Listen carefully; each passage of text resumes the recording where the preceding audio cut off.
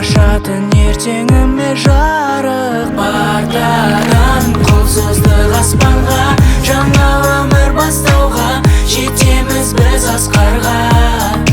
Бартадан қолсыздық аспанға, жаңа өмір бастауға жетеміз біз асқарға.